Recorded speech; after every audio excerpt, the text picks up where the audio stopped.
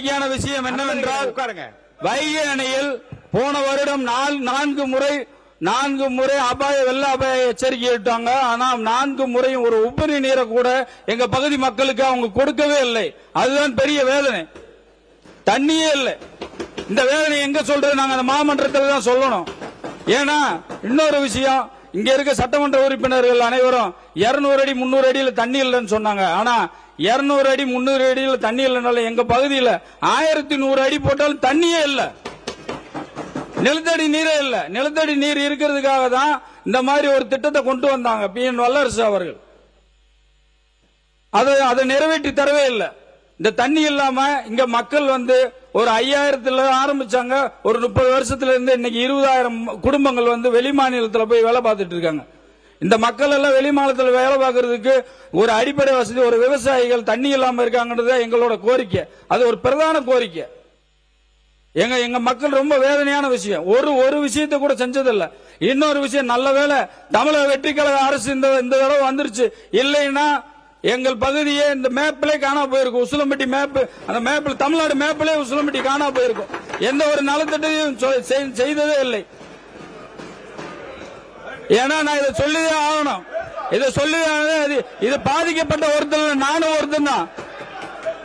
பாதிக்கப்பட்ட மக்கள் நானும் ஒருத்தன் தான். அதனாலதான் நான் சொல்றேன், எங்கள் மக்கள் உறுப்பினர் ஏவா வேலு அவர் உட்காருங்க. ஒருத்தர் மட்டும் உட்காருங்க. பேரவைத் தலைவர்களே உட்காருங்க. மாண்புமிகு பேரவைத் தலைவர் அவர்களே இருங்க. நீங்க முதல்ல இருங்க. சொல்லிக் கொண்டே இருந்தால் உறுப்பினர் முதல்ல இருங்க. உட்காருங்க. மாண்பு உறுப்பினர் உட்காருங்க. நீங்க உட்காருங்க. மாண்பு உறுப்பினர் இருங்க. உங்களை மட்டும் நான் பேச அனுமதி. இவ்வளவு பேர் உங்க பின்னாடி இப்படி நின்னா என்ன நியாயம்? யார் கண்ட்ரோல் பண்றது? அப்புறம் யார் அவையை கண்ட்ரோல் பண்ண முடியாமோ? உட்கார சொல்லுங்க. முதல்ல உட்கார சொல்லுங்க. மாண்புமிகு பேரவைத் தலைவர்களே, சட்டமன்ற உறுப்பினர் செந்தில்குமார் அந்த பகுதியை சார்ந்தவர். அவ்வளவு சொல்லுங்க. தண்ணீர் பிரச்சனை பற்றி குறிப்பிடுகிறார். தண்ணீர் பிரச்சனை என்பது எப்பொழுதும் இயற்கையாக வருவதுதான். அது ஆட்சியை வச்செல்லாம் கிடையாது. மழை பெய்யலனாக்கா இப்ப தண்ணீர் பிரச்சனை வரதான் செய்யும். அது ஒன்றும் மாற்று கருத்து இல்ல.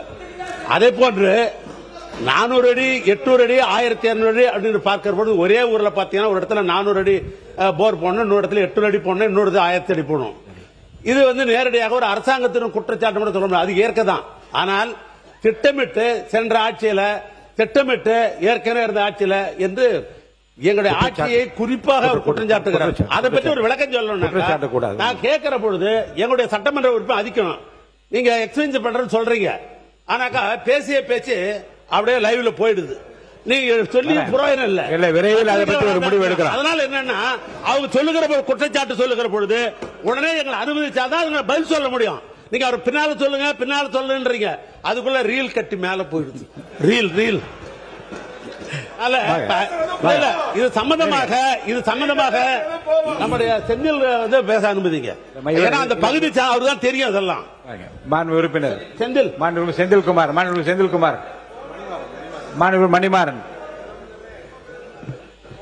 மாண்புமிகு பேரவைத் தலைவர் அவர்களே,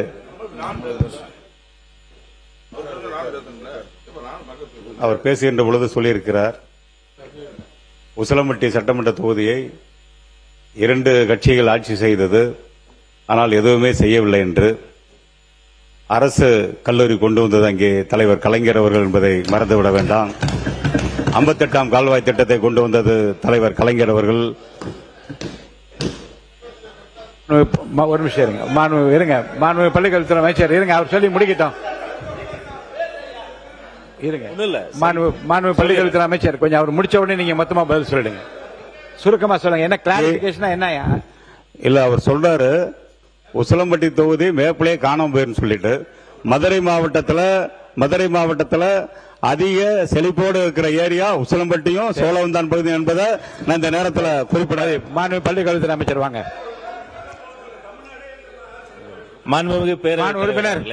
மாண்பு உறுப்பினர் தொடர்ந்து இப்படிப்பட்ட வார்த்தைகளை நீங்கள் பிரயோகித்தால் நடவடிக்கை எடுப்பேன். அமைதியா இருங்க.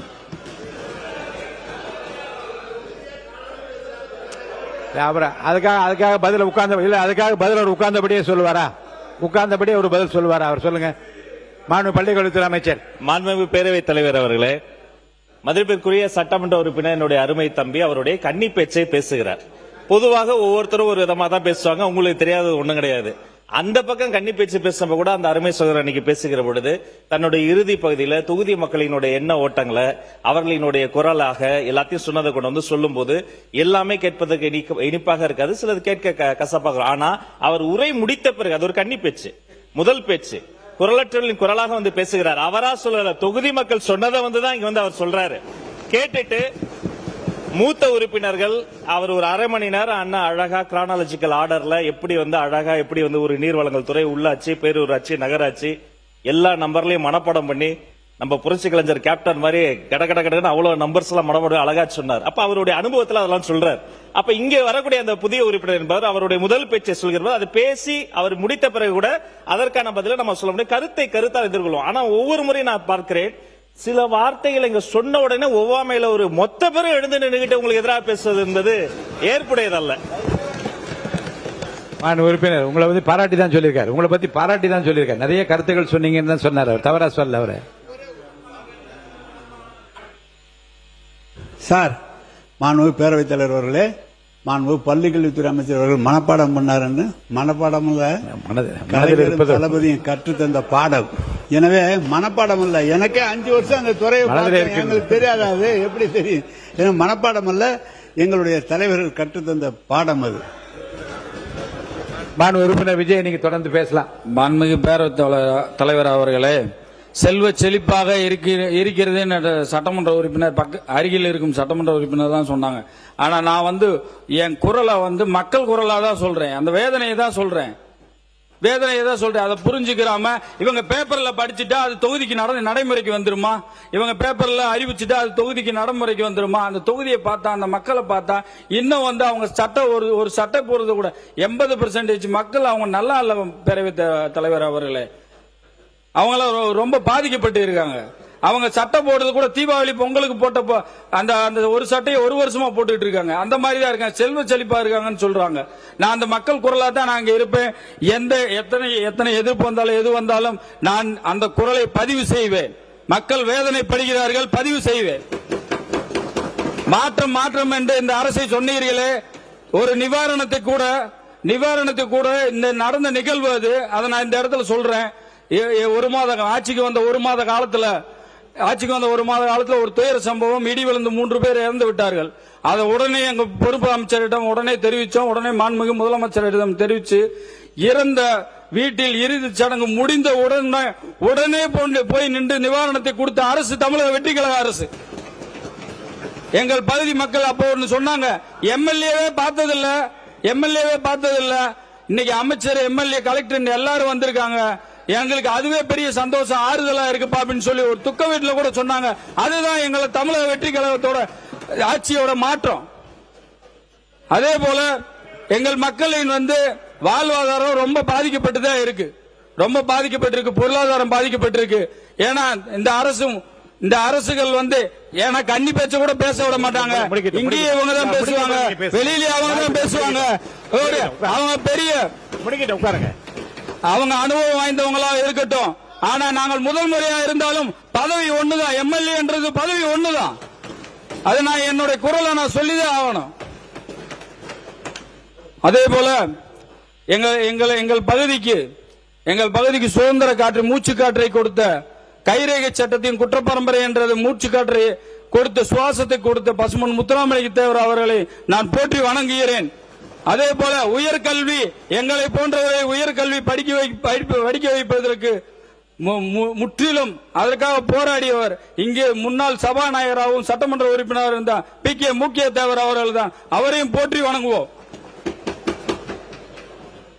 அதே போல எங்கள் மக்கள் குறையை நாங்கள் எல்லாம் தூங்குவதே இல்லை. ஆனா எங்க மக்கள்கிட்ட எப்படியாவது இந்த தண்ணி கஷ்டத்தை எப்படியாவது தீர்த்தரணும்னு நாங்க நினைச்சு கவலையோட இருந்தாலும் எங்களுக்கு ஒரே ஒரு ஒற்றை நம்பிக்கை, மக்களின் நம்பிக்கை, எங்கள் அண்ணன் இருக்கிறார் என்ற ஒரே நம்பிக்கையில நாங்க சரி செய்து கொடுத்து விடுவோம், உங்களுக்கு தண்ணி வந்துடும் சொல்லி நாங்க அந்த நம்பிக்கையை கொடுத்து வச்சிருக்கோம் பேரவைத் தலைவர் அவர்களே. அதனால் மாண்புமிகு முதலமைச்சர் அவர்கள் கருணை கூர்ந்து எங்கள் பகுதியை அவர் வந்து நேரடி பார்வையில் வைக்க வேண்டும் என்று நான் இந்த சபையில் நான் பேரவைத் தலைவர் வாயிலாக கேட்டுக்கொள்கிறேன். நன்றி, வணக்கம். மாண்பு உறுப்பினர் திருமதி க. சிந்து அவர்கள்.